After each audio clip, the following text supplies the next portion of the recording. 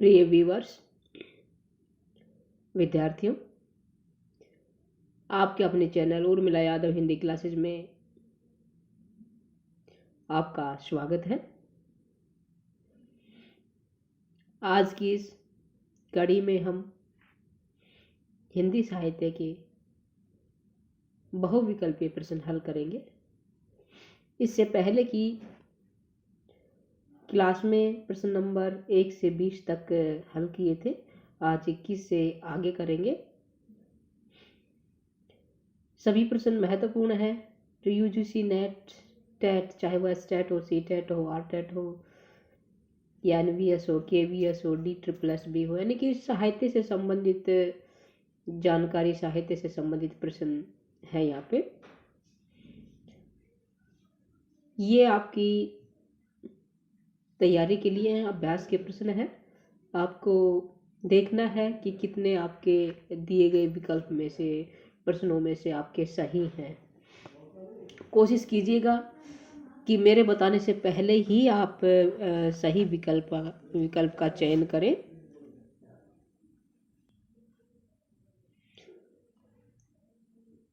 चलिए आगे बढ़ते हैं।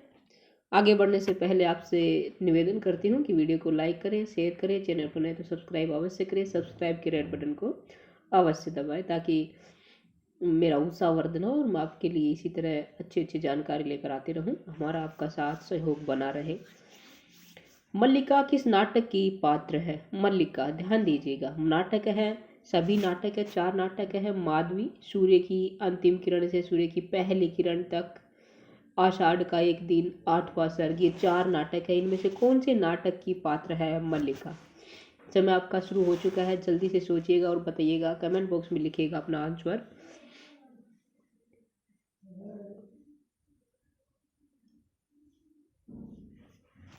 चलिए, आपका समय समाप्त हुआ। मैं बताती हूँ आपको इस प्रश्न का उत्तर। आषाढ़ का एक दिन। आषाढ़ का एक दिन इस नाटक की पात्र है मल्लिका। अब ये किसका नाटक है? आषाढ़ का एक दिन मोहन राकेश का है। किसका है? मोहन राकेश का नाटक है। मोहन राकेश जी ने ये नाटक 1958 ईस्वी में लिखा था। ठीक है।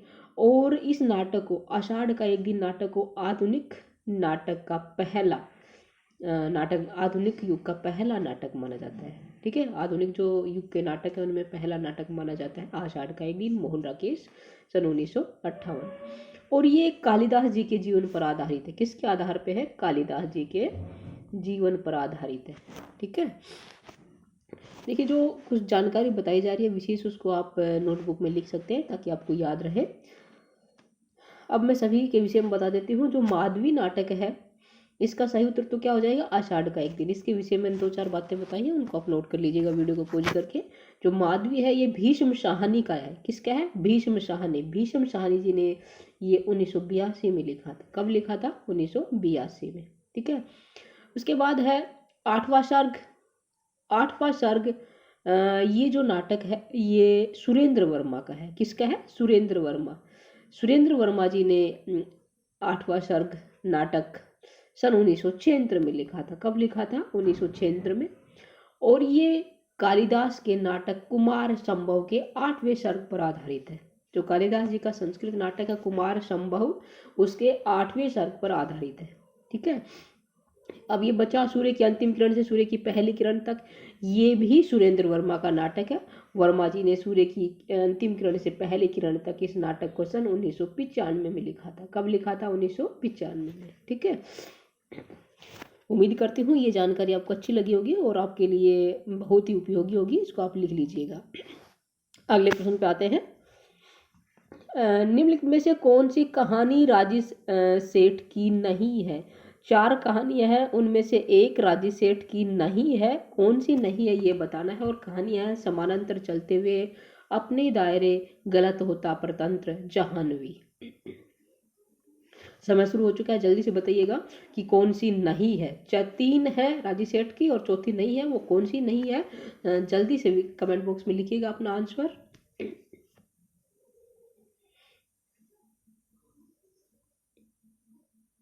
जाह्नवी। कौन सी नहीं है? जाह्नवी। ये राजे सेठ की नहीं है। समानांतर चलते हुए अपने दायरे, गलत होता परतंत्र, ये तीनों कहानियां राजे सेठ की है। जाह्नवी जैनेन्द्र कुमार की कहानी है। किसकी है? जैनेन्द्र की। ठीक है। अगला है, आधा गांव उपन्यास में चित्रित गांव है। आधा गांव जो उपन्यास है वो उसमें कौन से गांव का चित्रण है? गंगोली, शिवपालगंज, मैरीगंज, बेलारी।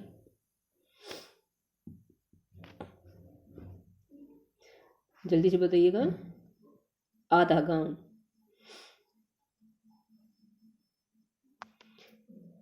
गंगोली गांव की का चित्रण है। उत्तर प्रदेश के गाजीपुर के गंगोली गांव का चित्रण है इस उपन्यास में। आधा गांव का प्रकाशन 1966 में हुआ था। ठीक है। अगला है, महिला पुलिस कर्मियों के जीवन पर आधारित उपन्यास है। चार उपन्यास है। ग्लोबल गांव का देवता, गुनाह बेगुनाह, मुन्नी मोबाइल, जिंदा मुहावरे। महिला पुलिस कर्मियों के जीवन पर आधारित उपन्यास बताना हमें कौन सा है चारों में से। जल्दी से बताइएगा, समय शुरू हो चुका है।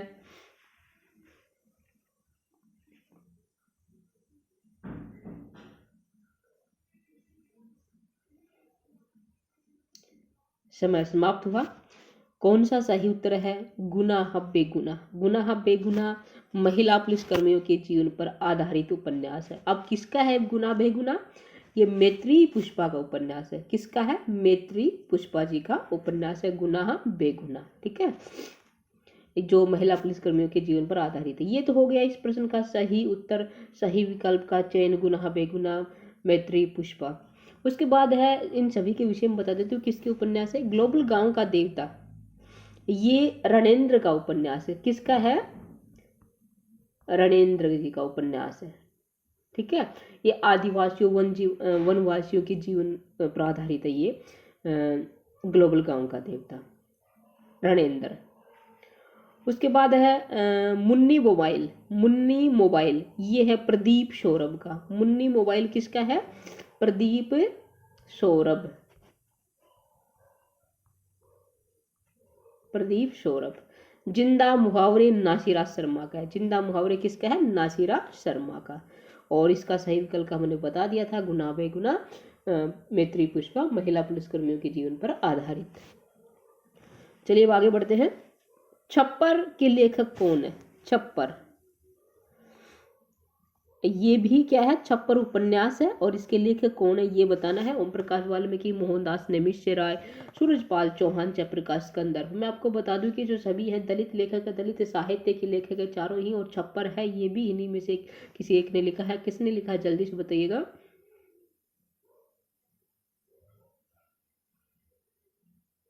सही उत्तर होगा जयप्रकाश कंदर्प। 1994 ईस्वी में लिखा था छप्पर को। और ये दलित साहित्य का प्रथम उपन्यास माना जाता है छप्पर, जयप्रकाश कंदर्प। आगे बढ़ते हैं।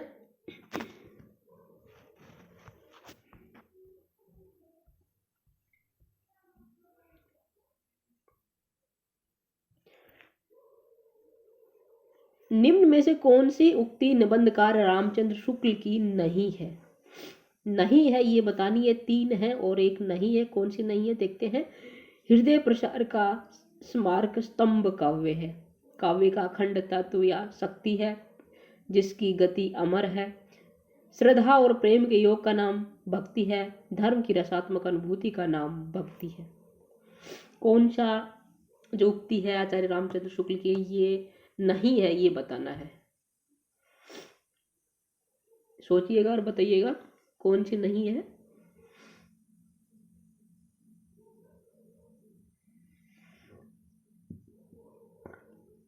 जैसा कि मैंने आपको पहले बताया था ये सभी प्रश्न परीक्षा में आए यूजीसी नेट की में।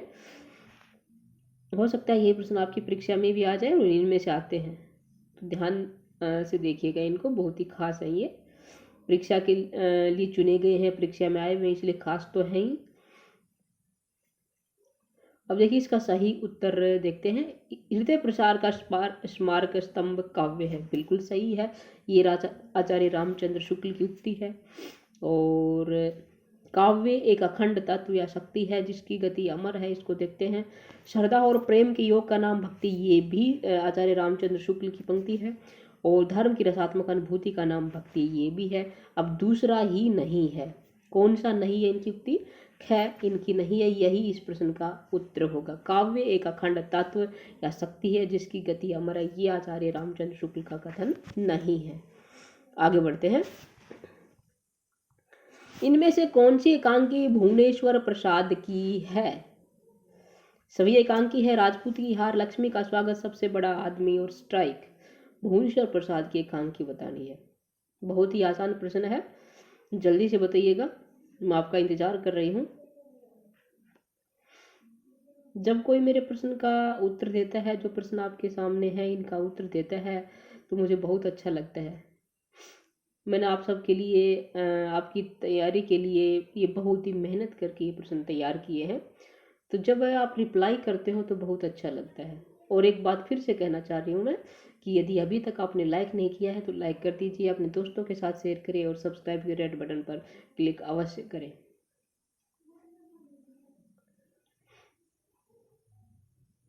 इस प्रश्न का सही उत्तर है भुवनेश्वर की एकांकी है स्ट्राइक।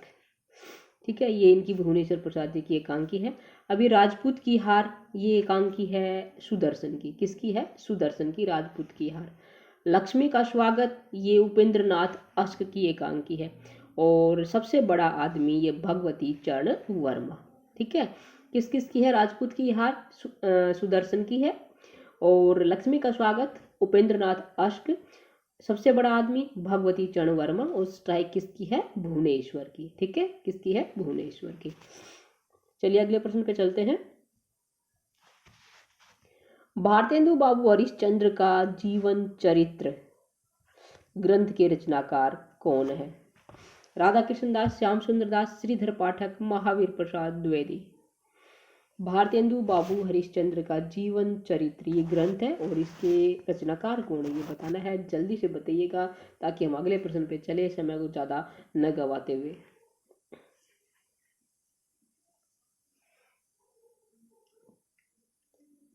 समय आपका समाप्त हुआ, अब मेरा शुरू होता है। और इसका सही उत्तर है राधा कृष्ण दास, जो भारतेंदु जी की फुफेरे भाई थे। भारतेंदु बाबू हरिश्चंद्र का जीवन चरित्र इन्होंने ये ग्रंथ लिखा है। आगे बढ़ते हैं। इनमें से कौन सी शिशु संवेदना की कहानी नहीं है? नादान दोस्त, चोरी, कजाकी, दो सखियां। शिशु संवेदना की कहानी नहीं है। देखिए, जो चारों कहानी है, नादान दोस्त, चोरी, कजाकी, दो सखियां, इनके विषय में बता दूं कि मुंशी प्रेमचंद जी की कहानी, बहुत ही प्रसिद्ध कहानीकार है, और ये इन्हीं की, प्रेमचंद जी की चारों कहानियां हैं। इनमें से कौन सी शिशु संवेदना को व्यक्त नहीं करती है कहानी, ये बताना है। जल्दी से बताइएगा।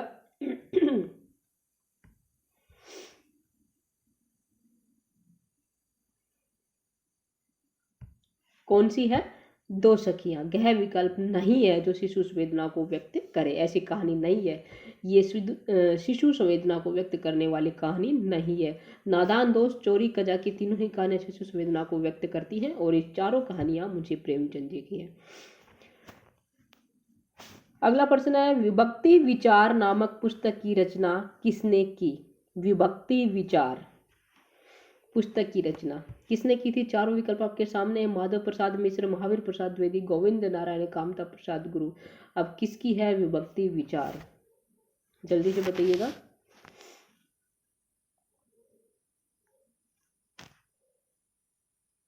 गोविंद नारायण की। किसकी है? गोविंद नारायण।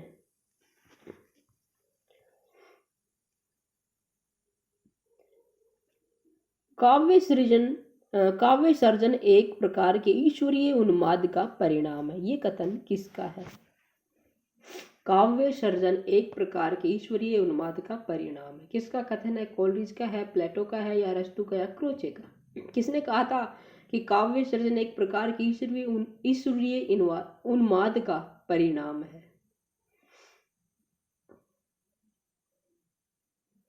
किसने कहा था? प्लेटो ने कहा था। किसने कहा था? प्लेटो ने। चलिए अगले पे चलते हैं। जादुई यथार्थवाद शब्द का सबसे पहले प्रयोग किसने किया था? जादुई यथार्थवाद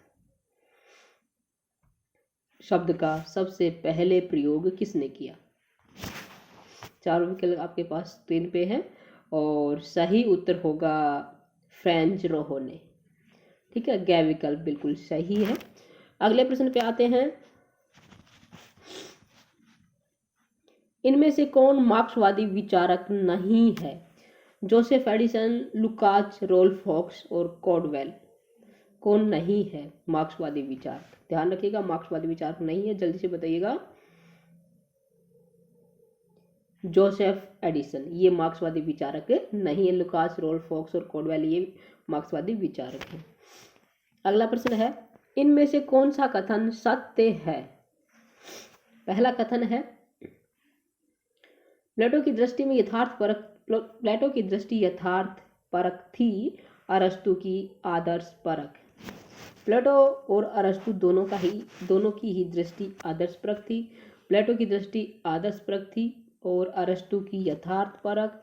चौथा विकल्प है, प्लेटो और अरस्तु की दृष्टि यथार्थ परक, यानी कि यथार्थ उनकी दृष्टि यथार्थ और आदर्श परक कौन से की थी? यथार्थ परक कौन से की थी? आदर्श परक, ये बताना है। तो इसमें से सही विकल्प होगा ग। जो प्लेटो की जो दृष्टि थी वो आदर्श परक थी और अरस्तु की यथार्थ, को यथार्थ पे जोर देते थे और प्लेटो आदर्शवाद पे जोर देते थे। ग विकल्प बिल्कुल सही है। अगले पे चलते हैं। विरोधों का सामंजस्य कर्म क्षेत्र का सौंदर्य है, ये धारणा किसकी थी? महावीर प्रसाद द्विवेदी, आचार्य रामचंद्र शुक्ल, नगेंद्र और रामविलास शर्मा। विरोधों का सामंजस्य कर्म क्षेत्र का सौंदर्य है, ये धारणा किसकी है?